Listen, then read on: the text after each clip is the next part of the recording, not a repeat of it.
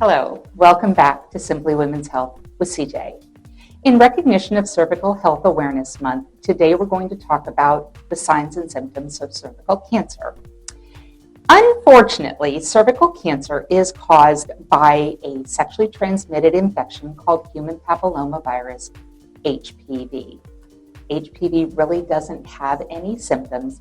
If you are a man, you may have some slight changes to the skin on your penis, but for the majority of men and women, there are no symptoms at all, which is why it is very important for women after the age of 21 to start having cervical screening tests, also known as pap smears.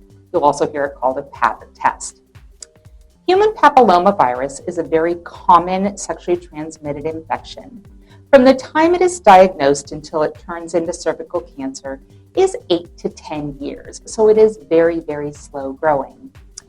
In the beginning, when you come in and you have a pap smear, the provider will put a speculum in your vagina, they will gather up some cells, send them off to a pathologist to see if there's any changes to your cervical cells.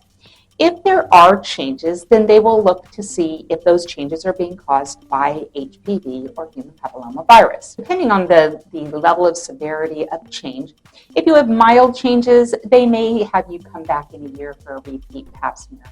If your changes are severe or high grade, they will probably want to do a procedure called a colposcopy. A colposcopy is done in the clinic setting. They put a speculum into your vagina, they look at your cervix with a standing microscope, they put vinegar on it, and they see if there is any change in your cervical appearance. If there is, your provider will probably want to do a biopsy or two. When we do a biopsy of the cervix, we remove tissue that is no bigger than a grain of rice, so it's rather small. We also biopsy the inside of your cervix to make sure that there's no cancer growing up in there.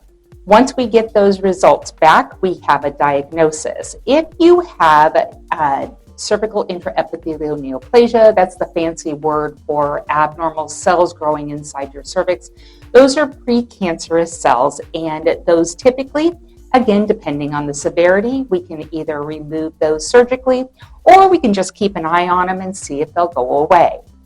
The human body typically clears HPV out within 2 years, and we don't have to do anything at all with it. But again, if it's a higher grade, you will want to have those cells removed. If you have these cells and they don't get removed, over time they can turn into cervical cancer.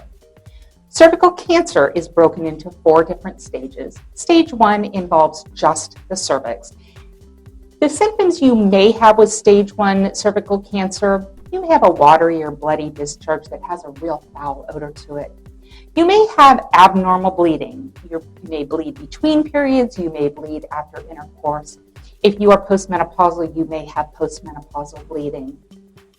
If you have stage 2 cervical cancer, the cancer is not only in your cervix, but it is also spread up into your uterus.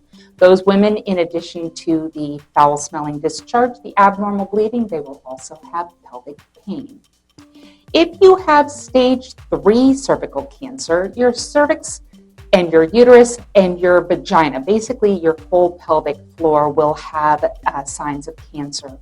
Those women will have painful menstrual cycles. Those women will have, in addition to abnormal vaginal discharge and abnormal bleeding, they will also report pain during intercourse as well as pain during urination and defecation. If you have stage 4, the cancer has now spread throughout your entire body. It may be in your lungs, it may be in your bones. Those women will be sick. They will have fatigue, they will have no appetite, weight loss, their bones may break more easily, they will have a lot of pain in their abdomen, in their lower back, they have just a lot of symptoms. So here's the takeaway. All of this can be prevented with normal pap screening. Hi, if you're still here, thanks so much for sticking around through the entire video. If you feel as though this information has been helpful to you, or you think you know somebody that might benefit from the information provided in these videos, please feel free to like it, share it, and if you haven't already subscribed, I would love it if you did that. Any and all support that you can provide is so greatly appreciated.